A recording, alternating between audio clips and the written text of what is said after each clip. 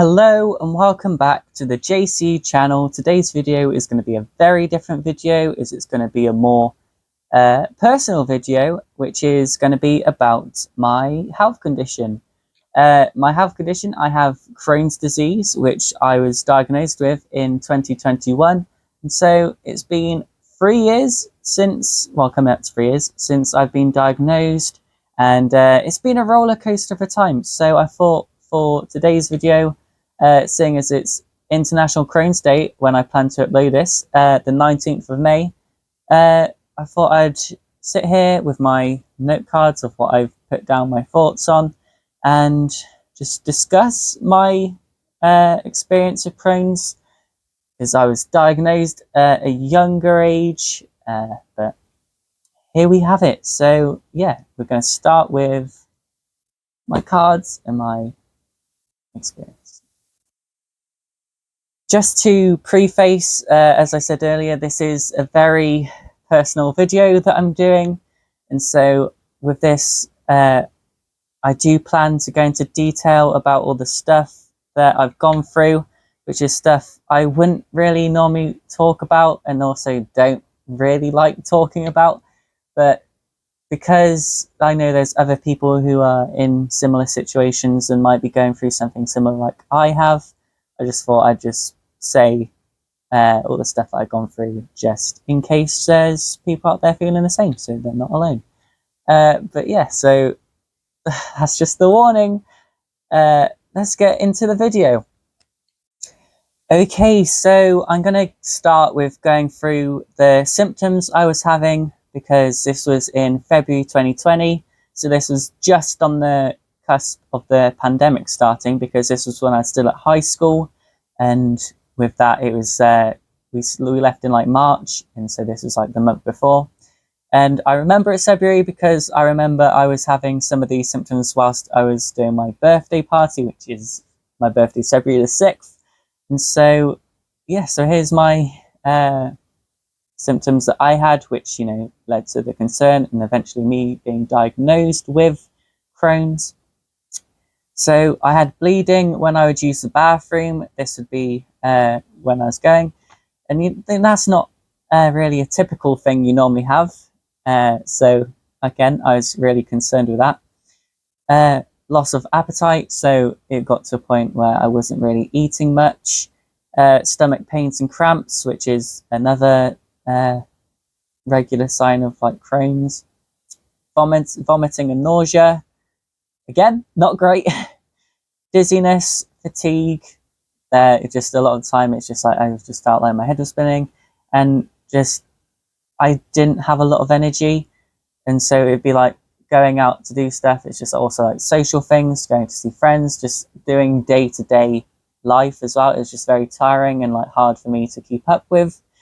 And also it's just like a lot of like diarrhea, because as you people relate with Crohn's, it's something where people associate it with like a bathroom sort of thing. People go, oh yeah, people Crohn's, that's that bathroom illness, isn't it? Where it's like it's more than that, because it's just like it can really negatively affect your life, and it's just like when you're going through it, it's not the best. And so when it's just like referred to as just, you know, that bathroom illness, it's like, yeah, it's not the most fun. And also it just does stigmatize it a bit, which is why when going through it, because I did do a video originally for part of my college work where I went through my health, and going through it, I just said generalized symptoms for Crohn's, and I didn't say what I personally had experienced. So it's just a lot of some people do this. So it's just more generalized, because I didn't want to share that much detail because I was embarrassed. And so, but it's not something I feel like I should be embarrassed about, because other people go through it, and also it's not something that I can help really. And so just to feel like where it does feel like you don't want people to know, it's like, well, I haven't done anything negative to cause this. So yeah, that's that's the symptoms. But just sharing it again, it's just very like awkward. But if you get people around you who can understand and comfort you, then that's great. And so that's something you might want to do. Surround yourself by friends, family, anyone who can help you go a good time. Pets, they also help a lot, take your mind off stuff. So any of those, just reach out to people and just let them know when you're not feeling the best, and then they can help you get through it. Yeah. I'm kind of like shaking whilst I'm holding my cards, and that is because I am nervous. But let's now get into my actual being diagnosed. So, as I said, my symptoms were going on through February 2020. And so I go to the doctors when I could, because, as I said, this was the start of the pandemic. So it was a lot of isolation and not really being able to see doctors, which is why it was my diagnosis was delayed quite a lot. So I kept going to the doctors, and I kept being told by different people it was growing pains or piles, and everyone feels it. And so I should just ignore it and it'll go away on its own. So yeah, it's basically being gaslit by doctors to say, no, that pain you're feeling, yeah, you're just overreacting, yeah. So just get over it, really, mate. It's just probably growing pains and maybe piles. And so with that, I was just there under the impression that everyone was feeling this pain. And yeah, I was wrong. There was a time after this, because, as I said, we're going with the doctors, it wasn't really getting me anywhere. And so I just kept getting worse and worse, having more blood loss, which isn't a good thing to happen to anyone. And then also just keep being sick. That was mainly what my days consisted of. Losing blood and being sick and just not having energy to do anything, which, I mean, I didn't have a lot to do because it was lockdown, but still. So after that kept happening, there was an ambulance called out for me, because at that point, it's just like, what else was I meant to do?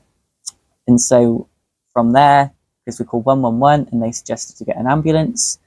And then from that point, because the ambulance came out, and then they said, okay, I don't think there's anything we can do tonight. They said, we can, because it was a Friday, they said, Friday or Saturday, they said, because it's like Friday or Saturday, it's going to be very busy there, so we can take you in, but you could just be waiting for hours and hours and hours. And so they said what they'd recommend was to, because I was, like, you know, I was like conscious and everything, they said to just leave it for the night and then maybe go when it wasn't going to be as busy, for like maybe like Monday or something. And so that's what I did, because it's like, well, I've been living with it for months at that point. So I thought, what's another couple of days? And then so I get to the hospital, and then I talk with people, and this is where I'm going through all my symptoms. And then they say, okay, we're going to do some tests. And so they book me a colonoscopy, and which, if you've had one, you have to have that liquid thing to make your stomach easier for them to examine and everything. And it tastes disgusting. You're not allowed to eat or drink for ages. And so I was just really hangry throughout. I was just always just there like, no, I can't eat for 24 hours. It's just, actually, no, even at that point, I wasn't eating much anyway, so it wasn't too much difference. Now me in today's world would be there saying 24 hours and I can't eat. What? It's outrageous. But yeah, back then I wasn't really eating much anyway. So yeah, I don't think it made too much difference, to be honest. So I had that. Because when I went into the colonoscopy, they put the needle in my arm, the cannula, so they could drug me up. So I didn't feel it, so they took away the pain. They put that cannula in, and then the nurse was there saying, that's all right, is it? And I do not like needles at all. I have the biggest fear of needles. And so, also, I'm a people pleaser as well. So if something's like disrupting me, I don't like to annoy or disrupt people. And so that goes in, and I'm just there thinking stuff, oh wow, that I'm really dizzy. And She just said, like, "Are you okay? We're gonna go get you dressed now. So you okay to follow me?" I was like, "Yeah, that's fine. I'll follow you." Yeah. And so, because my mum was with me at the time, but in the waiting area, the nurse led me out and just said to my mum, was like, "Oh, you just wait here. We're gonna go get him changed and then get ready and everything." And then my mum was like, "Oh, okay." I go follow this nurse through the door. So this is the door just past the waiting room. So like it's I get through there, and then I'm just there going, I'm feeling really dizzy, and then it's just I'll hold on for now because I was like, I'll just get over it. It's just going to go away, and then it didn't. I was just there like with my arm against the wall, just like slowly walking along it, and she's like, "Are you fine?" I was like, "Yeah, I'm fine. Don't worry about me." And just I just remember slowly going down the wall, and then it's just black. I passed out, and then I woke up on the floor, and I was just like, "What? How did I get down here?" And then it turns out, as that had happened, uh, a nurse had come behind me. So there's a nurse in front of me who was just like asking if I was all right, and I was just lying to her basically just to not be disruptive. And so there was a nurse who had come behind me who was younger. I think I was probably older than her because I think she was training there. And so she had come to try and catch me to stop me from falling and hitting my head on the floor.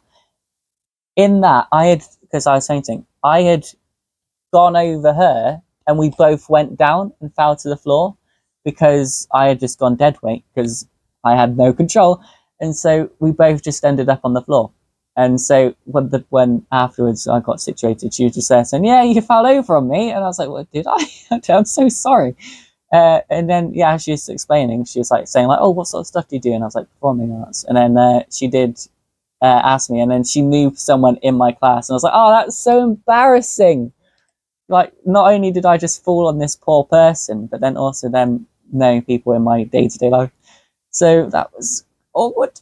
But at that time, as I said, my mum was in the waiting room. So what basically happened is she thought, "Oh, just sit there. We'll be back in a minute." And then as soon as the doors closed, it's opened again. It's like, "Oh yeah, there's been an incident. Can you come through? Something's happened with Jay." And so it's just like through my mum's head, just like, what has happened in the space of like 3 seconds? But yeah, so that's how that went down. The colonoscopy, I had that. It went fine. In the room, I was there talking, like, because they try and like keep you talking and also just like make sure you're all right. And so they're talking to me, and I was sort of, because all the drugs. They were talking because I had a Stranger Things stuff, I believe, and they're talking about Stranger Things, and I just remember I was crying my eyes out, going like, because she asked who's my favorite character. I was like, "I feel so sorry for Joy. She looks after them kids and they do nothing but disregard what she says and goes running off into danger." And I was just like, now, and also looking back, I was like, why was I so upset about Joy from Stranger Things and how the kids don't listen to what she says? It's like, I never normally think of that dynamic before, but apparently when I'm not thinking properly, that's like my biggest priority in life, Joy from Stranger Things. But then on the 17th of June 2021, I was diagnosed with Crohn's, and this was near the end of my college year. When I was diagnosed, my doctor said, "Oh, you must have been in so much pain. Like, oh, just like to keep that to yourself." It's like, "Oh, yeah, I was in pain, but I was told it was just growing pains, and that's what everyone feels. So why would I think any different?" It's like, "Oh, you must have been in a lot of pain this whole time." It's like, "Oh, so I told everyone so, and I just wasn't listened to." So I was gaslit into thinking it was normal. But yeah, so that was the end of my first college year. And so throughout that whole thing, it had been doing performances whilst not having energy. So doing that. So like, because I still put my best into everything I did. And so throughout that process, it was basically do full college days and just put my all into it, and then get home, and then I'd just be like blacked out. I'd just be sleeping, just not really doing anything else because I was so tired from college. And yeah, that's how that went. Okay, so now I'm going to go through my different medications. The one that I had was Imraldi, and this, I don't believe this is my first one, could have been. It was one really early on, but this was an injection pen. I'll probably put a photo of it on screen somewhere. But this one, you'd hold it to your stomach, and then you'd have to push down, and then a needle would come out of there and just go into your stomach, and you'd have to hold it there and wait for the injection to go through. As I said, I'm not a fan of needles, so I couldn't bring myself to do it, and so I would have to get my family to do it for me. And so a lot of the time it'd be there just like trying to pin me down to inject myself in the stomach. And as they were doing that, it's like I would always like, I'd be like, okay, you do it. I'd have my arms up, and then they go to do it, and I just go put my arms there to block it. And it's like I kept being said, like, Jay, you need to move your arms. It's like, I'm trying. I'm not putting it there on purpose. It's just happening. So that was a whole kerfuffle, and not one that I enjoyed. So near the end, when I was getting like, okay, I need to find a way to keep my arms thing. I was like, should I tape them or what?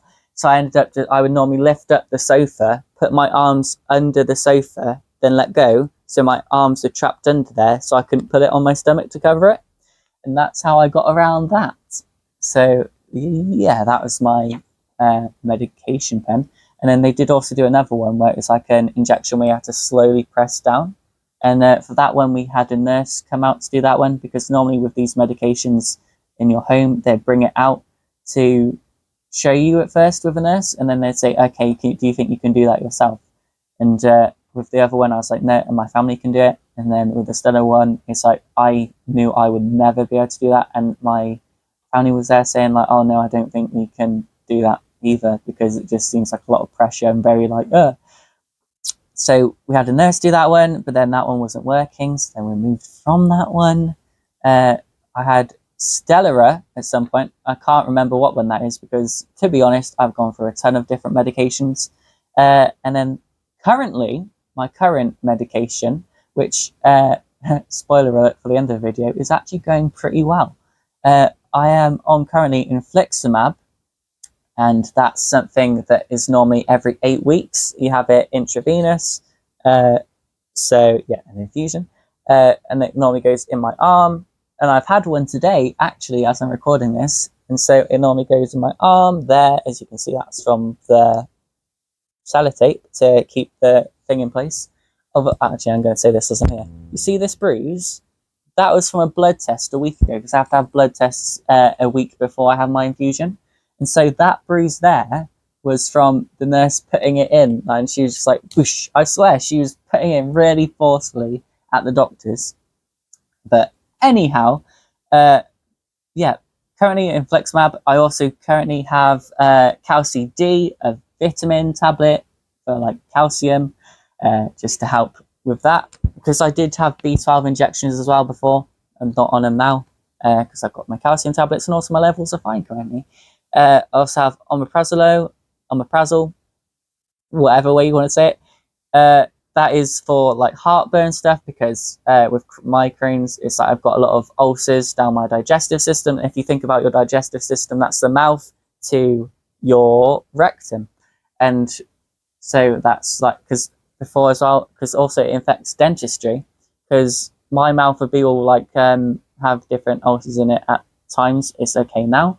But yeah, it'd be a time where it's like it has really affected my mouth, and so that is also something I'm like really like self-conscious about.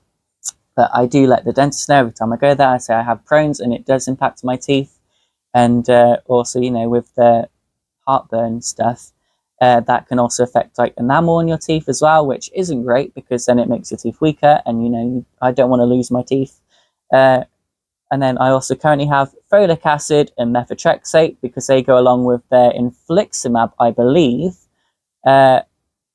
Don't trust me on that, but I believe that's what it is for. And so I have them weekly. So what I do is I take my folic acid, because you have to take a folic acid before you can take a methotrexate. So it's folic acid, methotrexate, folic acid. And you have to take them different days. So Friday, I take a folic acid. Saturday, I do a methotrexate. And Sunday, I do another folic acid, because you're meant to do it to protect yourself. That's why you do folic acid on either side of the methotrexate so it doesn't affect you negatively. And then, so the one tablet that I had to have medication-wise, I had steroids for a while because this was the point where I wasn't eating a lot, and also just my general sickness in itself, as you remember the things that I told you about my symptoms. So I went there and the hospital prescribed me with prednisolone, which is a steroid you're only meant to be on for 6 to 8 weeks at a time. And that is because it can have really bad side effects if you're on it longer. But from what, unfortunately, which I'm not happy with because it has left lasting damage, I was left on it for over a year. And that is because they couldn't get me into a point where I wasn't having severe symptoms. I just couldn't. Every time I was taken, like, because how it works. So as I said, the 8 weeks. So you'd have 8 tablets over 1 week, then 7 the next, 6 the next, 5 the next, 4 the next, 3 the next, 2 the next, and then 1 the next, and then none. And that's how the 8 weeks is meant to go. You go down 1 tablet each week. But every time I was starting to get down to like the 3 week, 4 week mark, maybe 2 week, I would always start to get worse. And so they kept saying, go back up to 8. And then that cycle would repeat, get to like 3 week, and then go back up to 8 because I kept saying to do it so I could stop my symptoms. And so I was on that for over a year.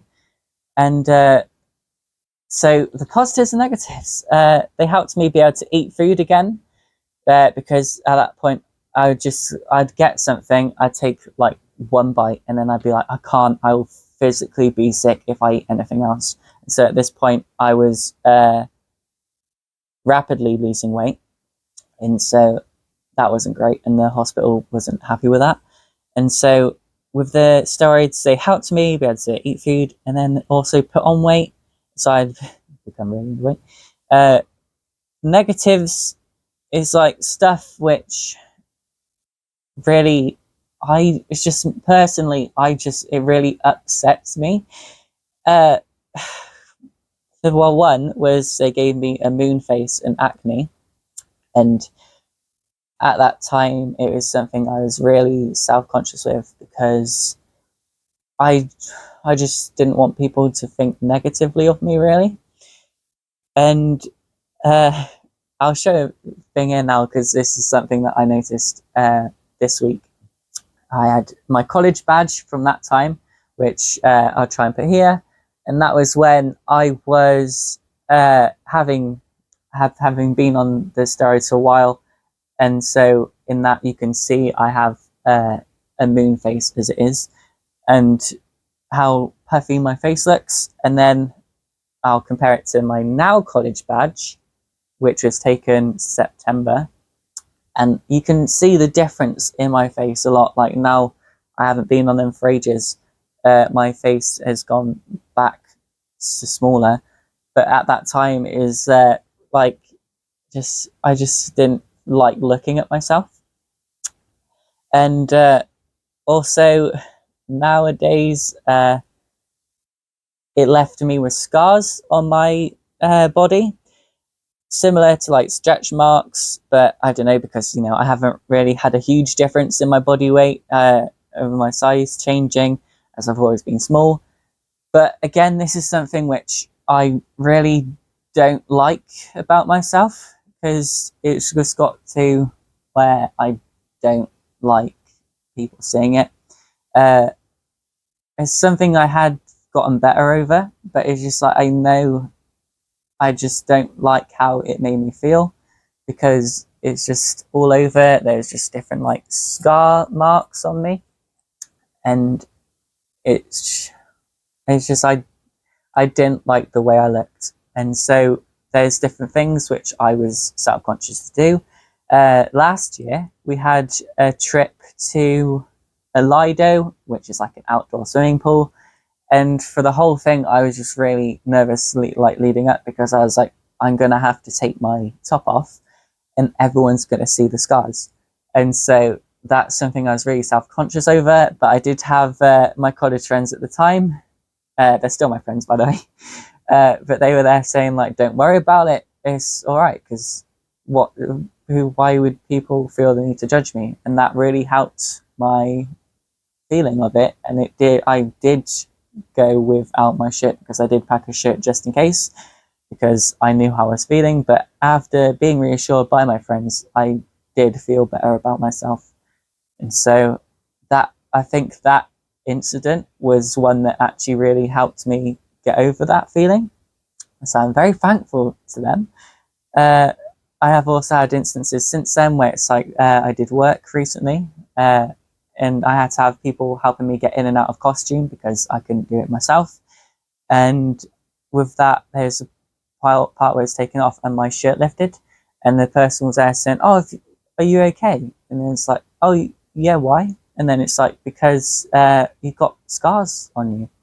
And I was like, "Oh, yeah, that's just from medication I had because of my Crohn's." And then I just said about I had Crohn's and everything, because I thought, there's no point in coming up with a lie or anything. So I just thought I'd be honest.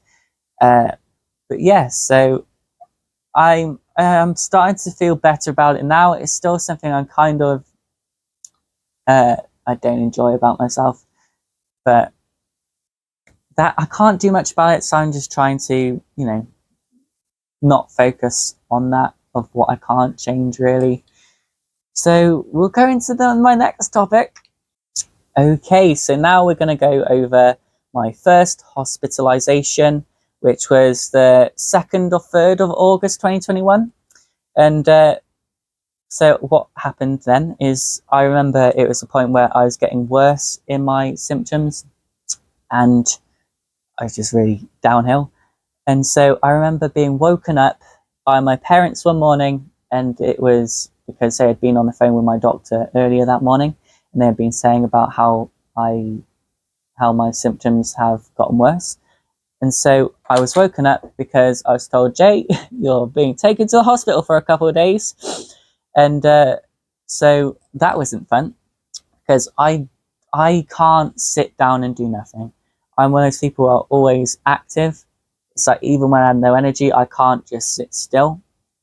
It's like, unless I'm sleeping, I don't move in my sleep. But it's just, I can't, like, mentally, I just can't let myself sit there. I always feel like I should be doing something, which when you have no energy at all isn't something that's really easy to do. But that's my first hospitalization. I don't remember too much about it because that was nearly 3 years ago now.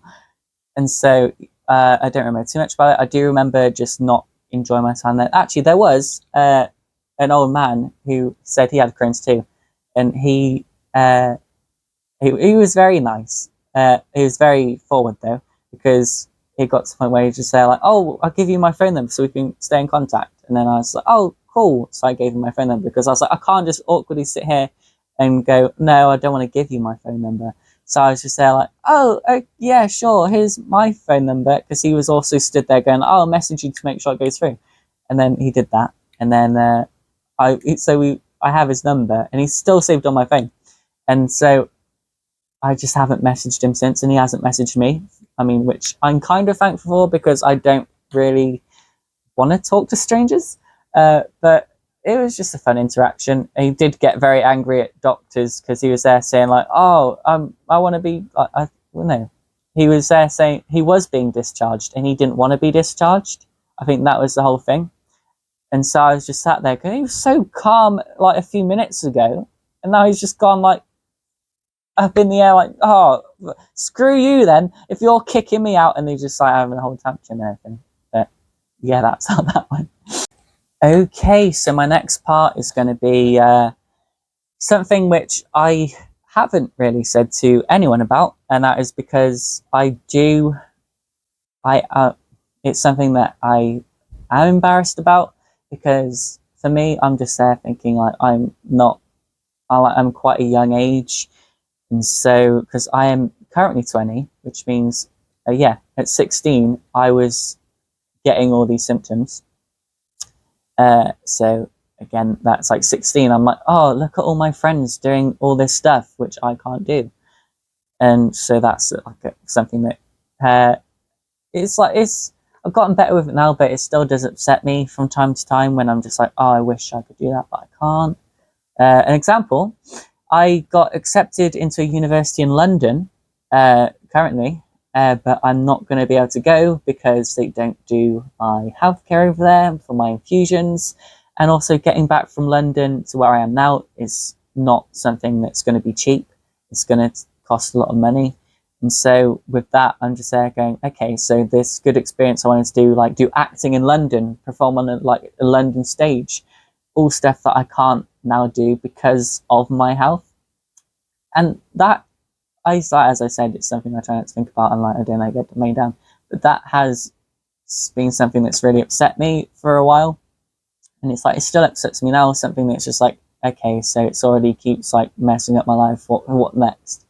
And so again, like not being able to get, like, I'm like, how will I be able to do acting and what I want in the future if I can't keep getting opportunities because of my Crohn's? But here's my one bit story of like something that happened, and this was the thing that I was embarrassed about. Okay, so Alton Towers. Some of my family were going to Alton Towers, and I love roller coasters and thrill rides.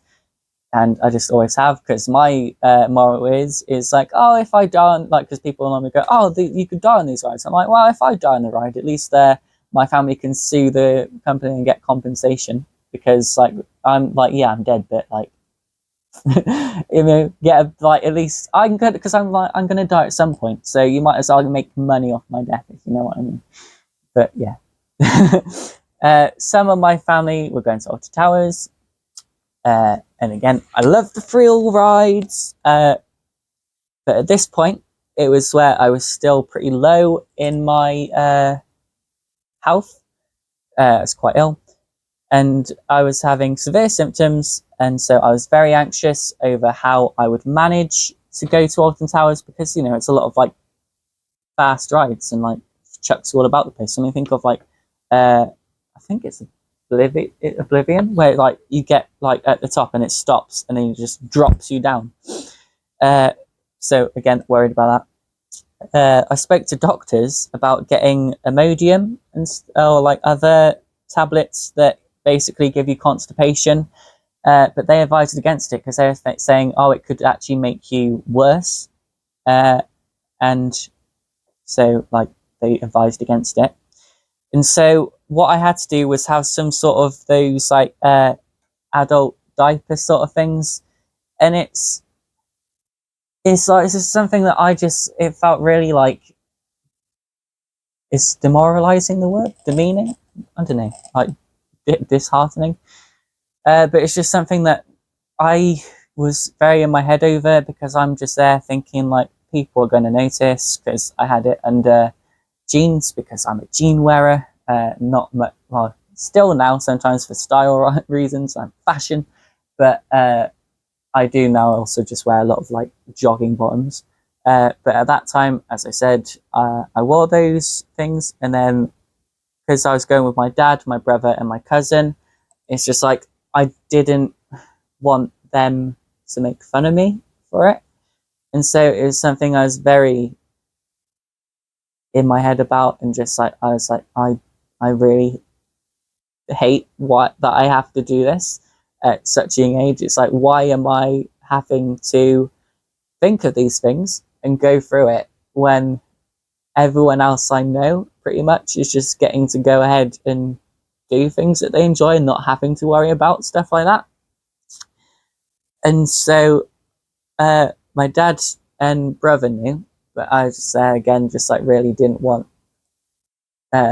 people to know, and because I didn't want them thinking less of me as well, because I just didn't want them going, oh yeah, that's Jay, that's like some that's just how he is, and that's how it's permanently going to be.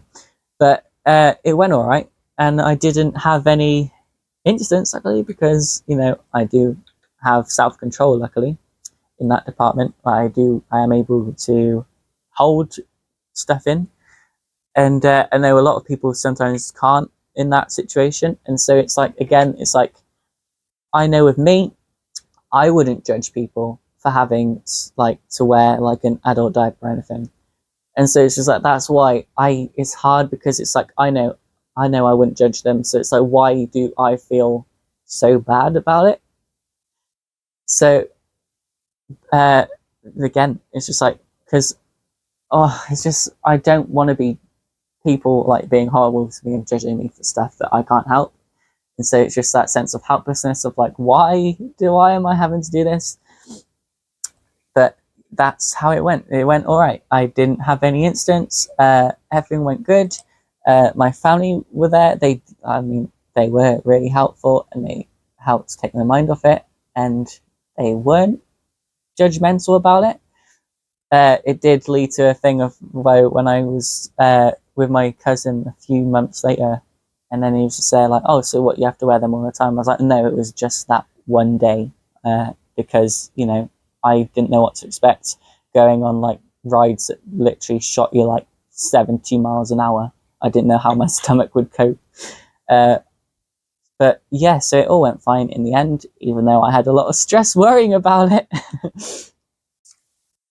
Hi, post-production video J here, and I just thought I would say the fact that I did have another trip to Alton Towers with college, and that was 2023, and I actually was really all right there. I didn't have to wear anything when I went, because I was in a point where my symptoms weren't as bad, so I was quite comfortable going. And so I went there and I went on a ton of rides, and everything was great. My stomach was great the whole day. And so I think it just shows that it can get better. And it did. That's like, for me, proof that it can get better, because, as I said, the first Alton Towers trip I had with my family, that didn't go well. It did go well with my stomach. But just like the lead up to it is like very nerve-wracking, and like I thought I couldn't do it, but then proof with the second trip where I didn't need to take any preparations and I could just enjoy the whole day without having to worry about it. That proves that like you can improve, and so just hang in there and you can do it. I have got tissue since filming that last bit, because I've started crying a couple of times throughout this, because I just haven't really put my thoughts out into this to think about really until now. So now I'm just going through a lot of emotions going through this video. So I hope you do enjoy. So now I'm going to talk about my second hospitalization, which is around the 7th of August 2022. And so basically every August apparently I get hospitalized. Which isn't fun for my brother. I've made the joke because my brother's birthday is the 3rd of August, and so it's like both occasions, like the first and second hospitalization, they've both been over his birthday.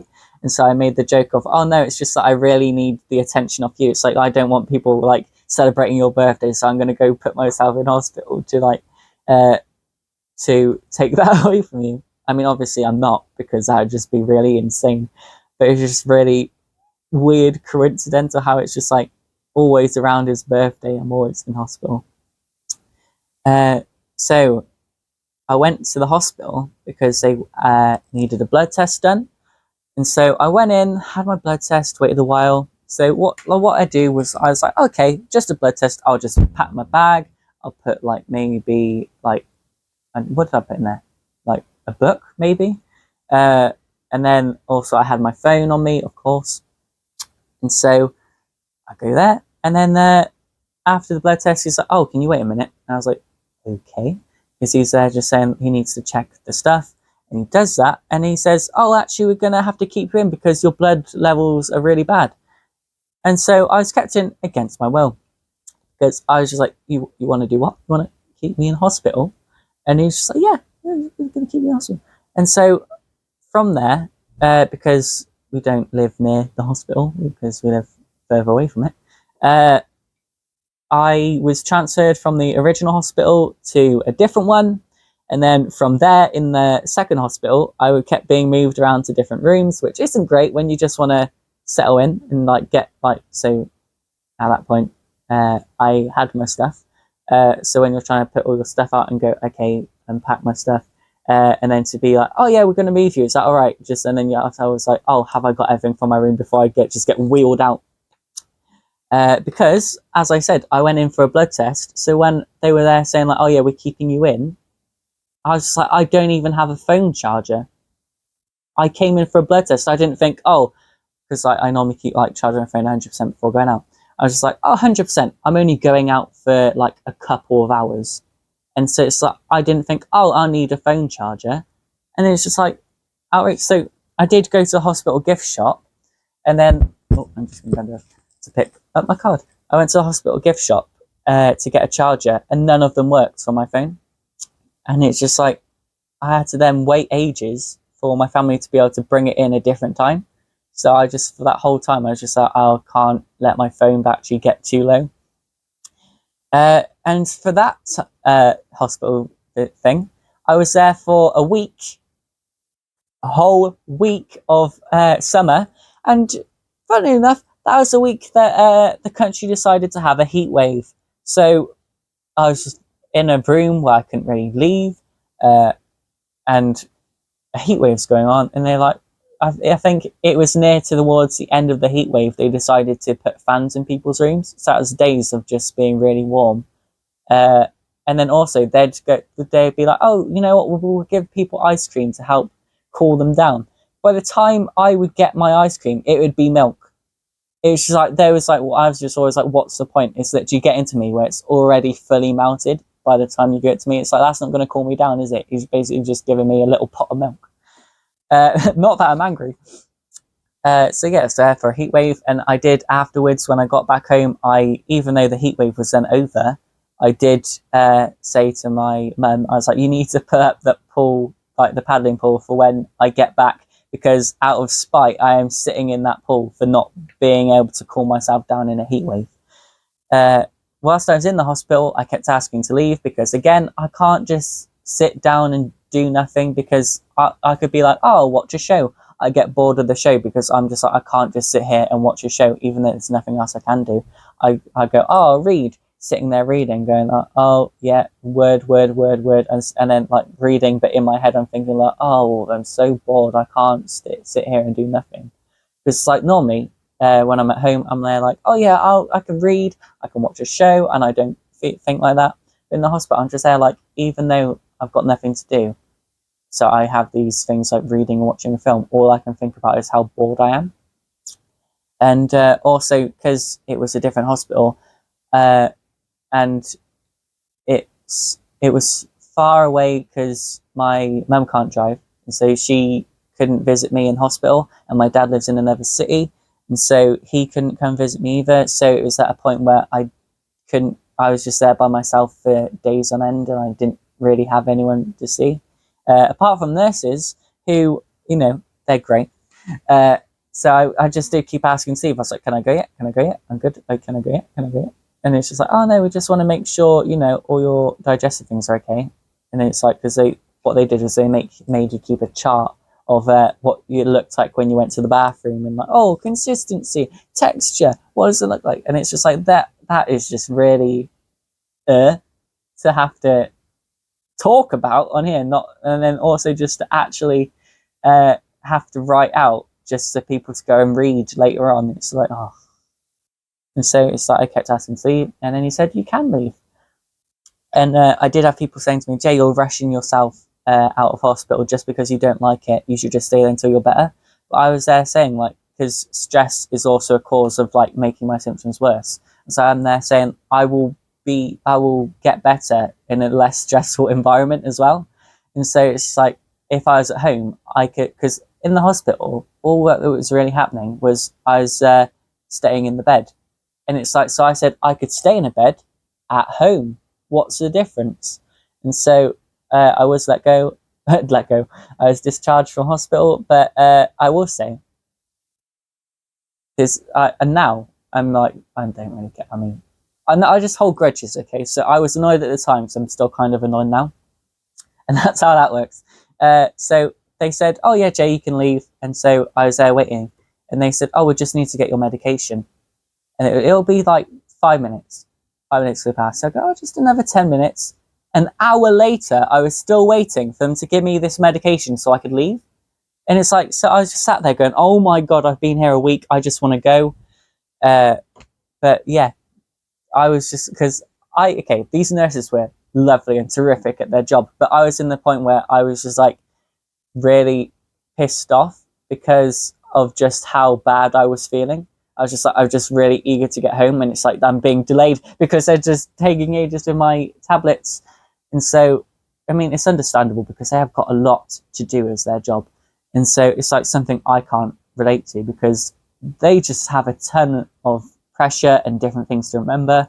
And so, not like, in a normal situation, I'm just like, who cares? It's like they just, what else are they going to do? But it's like in that point, I was just really annoyed. I mean, obviously, I never was horrible to them because that would just be outrageous. I just like the person would come in saying, oh, just another couple minutes.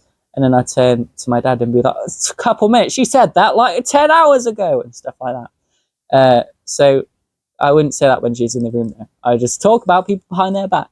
But yeah, but I do, when I'm always doing like saying comments like that, I normally do it in a jokey way, because it's like half truth, half joke. But yeah, so it's like not in a mean-spirited sort of way, but it's more of just like a way to express my anger, but also I don't take it out on people, if you get what I'm putting down. But yeah, that was my second hospitalization.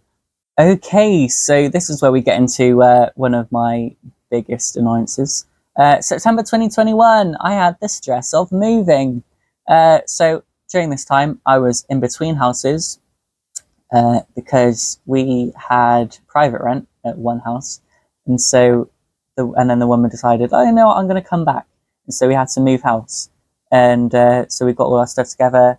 And we were then being able to move into a new house build. And so they said, oh, it will be ready for September, because this was before we left the other house. We thought, and also the people told us, that you'd be able to move just straight from that one house to the new one. And so as that happened, they were there saying, oh, it's actually going to be delays. And so what happened was I stayed with another family member.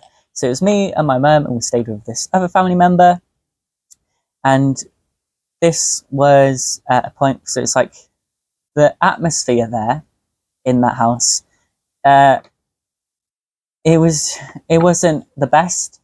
It's like really bringing down my mental health and like making me really stressed and upset, which of course made my symptoms worse, which isn't great.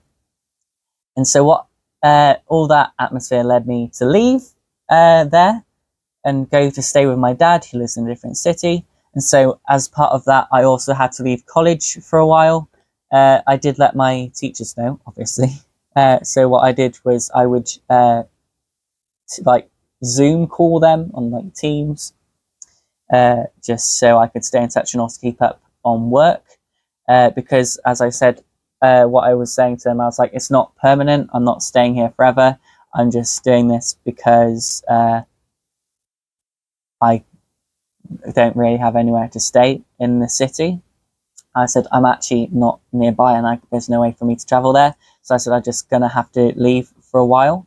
And they were fine with that. And I will say, my current teacher, because I did this level 3 of performing arts, and throughout the whole thing, like, people being supportive. Before my new H&C and H&D performing arts course, my teacher there just been really supportive of everything. Every time I'm ill, and it's just like, if I have days off, I'm like, I can't come in, or it's like, can I do something like this later because of my health? She's always just been really accommodating and just really helpful, and I'm very grateful for that. But again, so I was in between houses at that point. I left a new city. And again, that was as I stayed with my dad. It was sadness of leaving my mum behind in that situation, because it's like now my mum was in that atmosphere by herself. It's like, because when I was there, I was just glad to still have my mum there to help me not think about what was going on. And then also I had my pets there because they were outside in like different crates, not like really small crates, but like big, like cat runs and everything. So I was just really upset to leave my mum and pets behind, because they're who I spend most of my life with. So yeah, that's how that went, and that's kind of right. So yeah, it wasn't a great time, and so we stayed. So okay, from about September to November, I stayed with the other family member, and then from November to December, I was out of city living with my dad, and so it's like split between there, and so the stress wasn't great, but yeah. Okay, now I'm going to get through comments that I have had from people about my Crohn's. Okay, so I've had people telling me I'm putting it on. This is where, and they're saying like, oh, like they tell me to do something like, oh, I can't because of my Crohn's. It'd be stuff where it's like, oh, go and like move this box or something, or it's like, go, can you like help me move these like things of like these bags of gravel? And I'd be there saying, oh no, because of my Crohn's. And because as I said, I'm a people pleaser. I don't like just being blunt. And so normally when I say stuff, it comes across in a jokey way. And so I was like, no, I've got Crohn's, and then it was just there, just like, oh, you're putting it on. And that's what I've been told by people. And there's another one where it's like that I shouldn't talk about it when I'm in pain. This is when I said about the atmosphere in the one place, it was I went to speak to my mum because I was like, okay, my symptoms are really bad at the minute, and the person was there saying like that I shouldn't talk about what I was going through, and I've also had people saying that I should eat. This was at the point where I wasn't able to eat much, and so to want to be able to eat, but then also not being able to, and having people say like just keep saying to you, oh, you need to eat, and just like saying I'll force it down you, and just like, no, you're not, you have to eat that whole thing, and you're going to be sick because you can't physically eat it. And then that you have people just shouting at you to say that you should be eating, even though you know your limits and you can't. But that's happened to me, telling me what I should eat. So, because people say like some Crohn's things can be affected by diet. And so I've had people saying, oh, you shouldn't eat this, you shouldn't eat that, you should eat this. And that's not very helpful because different things affect different people. I've spoken to a specialist. My specialist was there saying like, oh no, you don't need to focus on cutting out foods. He was there saying like, oh, it's like, that's not really something that affects it too much. And I've also had people saying like, oh, like other hospital people say like, oh no, you need to see a dietitian and everything, which I have. And so we've spoken to her and all different things, but it's like, I just keep getting mixed signals from people at like hospital as well, just being like, oh, it's about diet, and then other people going like, oh no, it's nothing to do with diet. So it's just like, I'm mixed signals from there.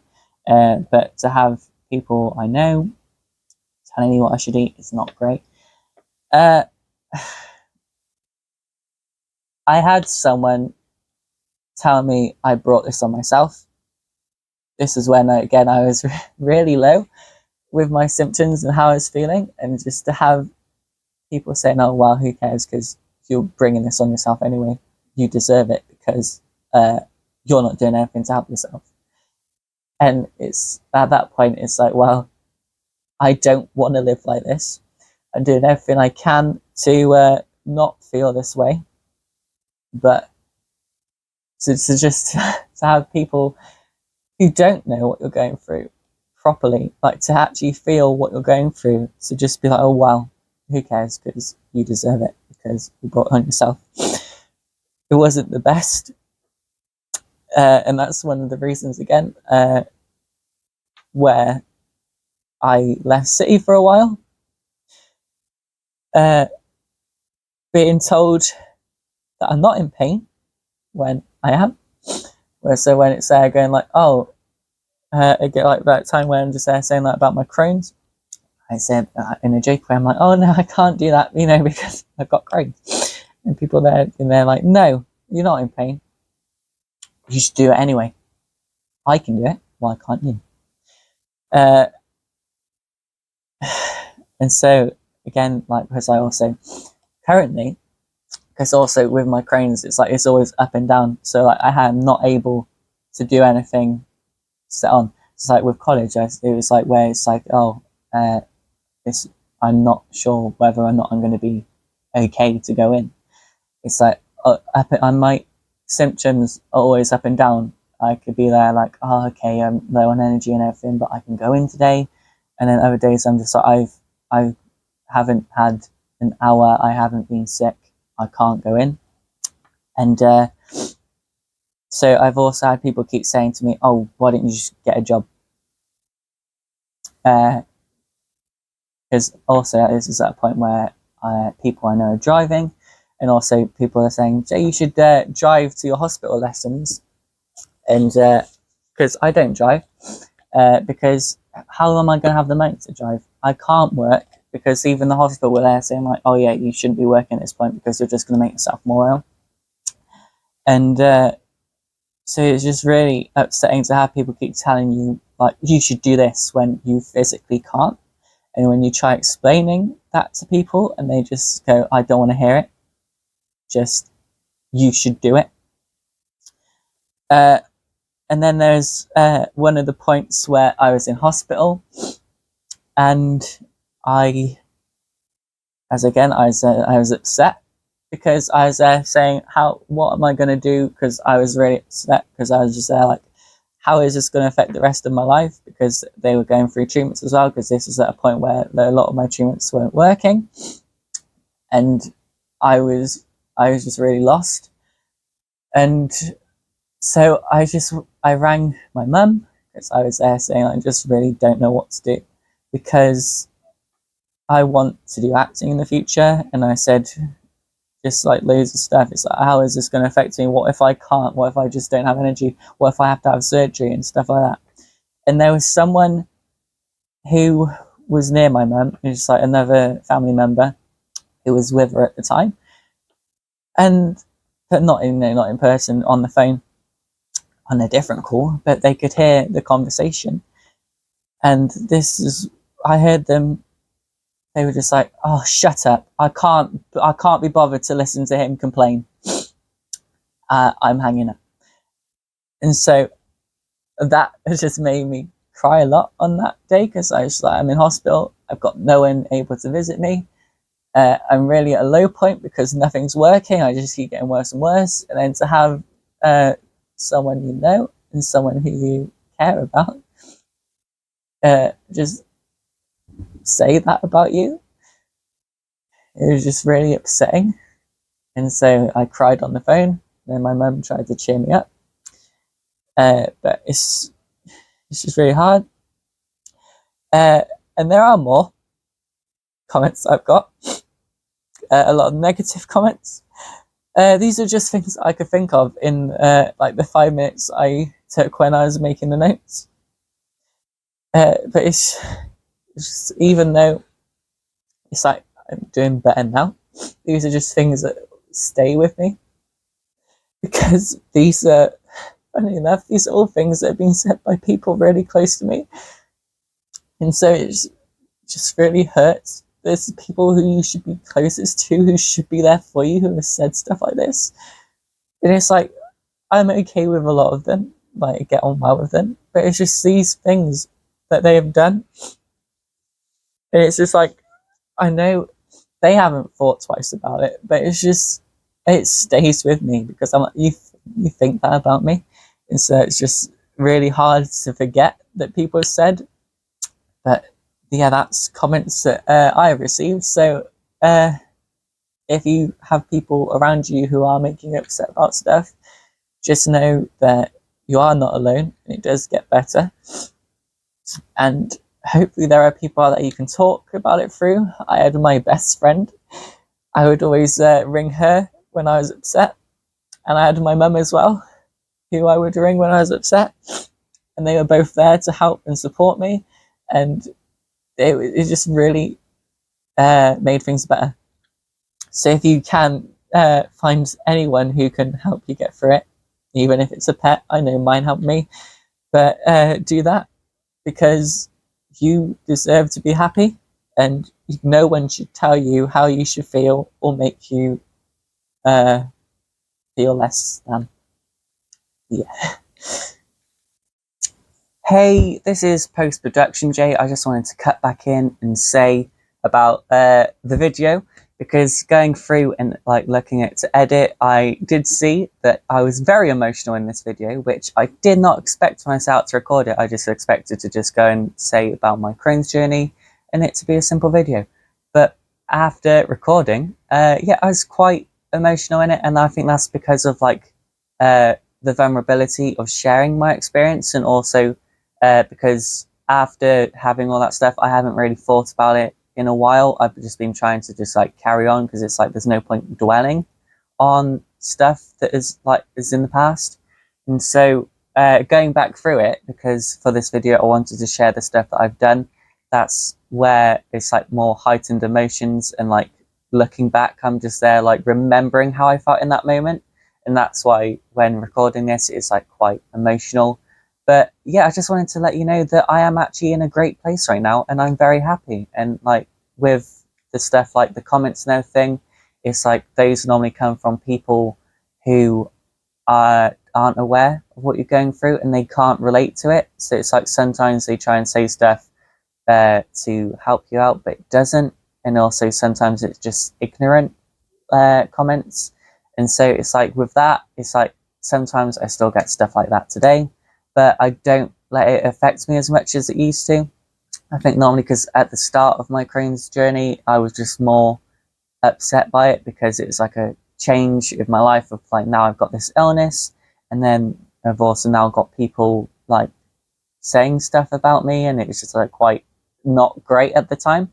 But now I just don't really let it affect me, as again, I remember they happened, but I just don't really think about it. I just don't let it affect me still. But just remembering how I felt when I had it, that's like how, like, why I'm emotional in the video, because just like remembering all the stuff. But yeah, so I just thought I'd let you know I'm like in a good place right now, just in case you were worried watching this video. But so because yeah, as I said, now I've got like a supportive system. I mean, I did at the time as well, but I've got my friends who I talk to when I'm upset. I've got my family who I talk to when I'm upset. My mum, my biggest support system, who just helps me with all my hospital stuff, and when I am upset about different things. So yeah, I've got a support system, and I've got my pets as well who help. But yeah, so this whole video was basically just a thing of like saying about my experience of Crohn's, because that's why I'm leaving the things in, even though I do get quite emotional in it, because there's other people who might be feeling the same thing. And so I know myself, with videos I see about Crohn's, there's people like Tyler James Williams, who's in Abbott Elementary. You've got like Pete Davidson, Saturday Night Live. And you've got like Jeff Hordley, who does like Emmerdale, and Laura Mugford, who's a YouTuber who used to do Harry Potter content, but now she does like more theatre things. And before I even had Crohn's, I saw her videos on Crohn's and stuff, and it was just to watch it and to see like different experiences of what people were going through, and then to be diagnosed myself, and then also then be able to look back about how it affected like different people and like different actors, and like so like acting and YouTube people, those are all people who are in the same thing, like field goal as what I want to do with my life. So being able to see that it's possible, and to know that to have this thing it doesn't necessarily have to ruin your life. I think that was just really great for me to be able to see, and to see that I'm not alone in this. And that's why I want to share this video, in case that can help someone else out there. I mean, I don't know how many people see this, but just if one person could see this and be like, okay, I relate to that, then that's great. That sounded like an Eminem lyric, but that's how I feel. I just like sharing this to spread awareness, but also to show that anything can happen, and you can, and it will get better. Hopefully, but I'm better. I didn't feel like it could get better, but I'm in a place where I'm quite happy at the minute. So that's just what I wanted to share. Back to the rest of the video. Oh, that was a lot. But now I'm on to my final segment, which is my infusion. So the infusion I'm currently on, the first time I had it, I had chest pains. I got to the point where I sat there the next night, because I have it on Fridays. And so Saturday I sat there watching TV, and I kept getting chest pains where my heart was, and it was hurting to breathe. I couldn't breathe without being in pain. And I was there thinking, I was like, I'm having a heart attack. And so I was just really upset at the time, because I was like, I also don't want to die. And so whilst that was happening, because I will say heart attacks do run in my family, I wasn't just out of the blue just going, oh no, it's a heart attack, because it is in the family, so in genetics. So it is something I was concerned about. But after that, because now I have it every 6 weeks, even though it's meant to be 8 weeks, but they do it depending on your symptoms. So I have mine every 6 weeks from after that first one, because today I had my 11th dose, but after that first dose, on the second one, they started doing it over, they slowed it down. So where it would normally take about, like, let's say an hour and a half, I think it could have been longer, but they would then go, let's do 2.5 hours to make sure it went in my system slowly, so it wasn't a shock. But now it's going good. I have they did it over an hour today, which is an improvement if you think about when I was ill with it. I haven't actually had any bad symptoms with it from the first one. I do get chest pains on and off anyway, which I still don't know why or how. Actually, I will say, whilst I remember, I said about the steroid stuff, had like symptoms. I was like, oh, it gave me like the moon face and stars. I didn't mention, which I should have done because it's very big. It's affecting my bones negatively as well. I have to see rheumatoid arthritis people and have back x-rays to make sure I haven't fractured my spine without knowing or anything. But yeah, it's just really thinned out my bones, apparently. And so that's why I have the calcium, to help try and build bone strength. So that's another reason why you shouldn't have the steroids for ages. But that's something that happened, another reason why I was very upset about it. But yeah, currently it's all going all right. I do have issues, though, like with my bones, but the infusion can't really do anything about that. So what I currently have, I went this Wednesday, to see the rheumatoid arthritis people, because it had been a year since my scan. I hadn't heard nothing, but they said no news is good news. And they would speak to me. I said, it's all going all right. And then I said about the pain I get, though, and they said, okay, we can try and refer you for physiotherapy. I said, I can't really get out to do stuff like that. I mean, I do leave the house, but it's just like all the places I know that do things like that, I can't really travel to, because it's not really reliable travel to get me to places. And so they've given me a booklet to go through of different exercises to do, because what my annoying thing is like my arms get all tired and hurting down like here. My shins get all hurting down here, like, because normally if I'm going from college to the bus stop, trying to get there in a rush, my shins start to really hurt, and it hurts to walk, and it gets to where I'm like literally stumbling about because of the pain, which shouldn't happen. So I've got exercises to try and build muscle there now, which hopefully I do. So yeah, it's all going pretty positive currently. Still up and down with sickness. At the minute, my symptoms are kind of it's like better, But at the minute, I'm just very stressed with a lot of stuff, like trying to do college work. I've got like upcoming shows. I had 2 shows upcoming. I finished one recently, which I'm still to make a video about. An Anne Boleyn one, just in case you're watching this in like the future. And then the other one's Midsummer Night's Dream. So I've got 2 shows working on. I've got a dissertation to work on, dissertation research. I also have my student finance applications for my next year, and just along with that, also trying to have a personal life and all that. So it's just a lot of stress going on, which isn't great for my health. But what can I do? Because I stress about everything. Okay, so now my fears about my Crohn's. Work. I want to do acting in the future, which you need a lot of energy for. So as again, I don't get a lot of energy with my Crohn's. I always have to like go and rest a lot. Like after my infusions, I'm just like, I literally am so tired. I just fall asleep anywhere. Sometimes I do that after college days as well. I'll just be sat there and I'll be like, okay, because I'm like, my eyes are really hurting.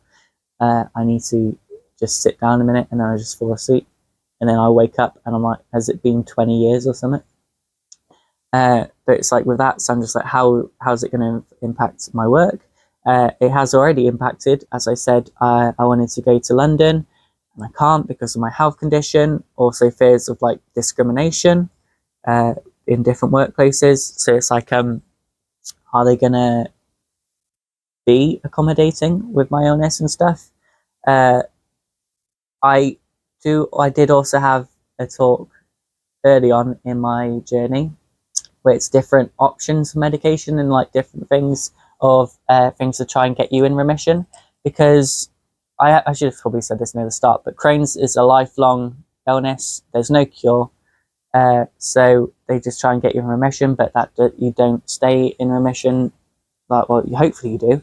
That's the goal, but you don't stay in remission all the time, but you can get back to where you have loads of bad symptoms.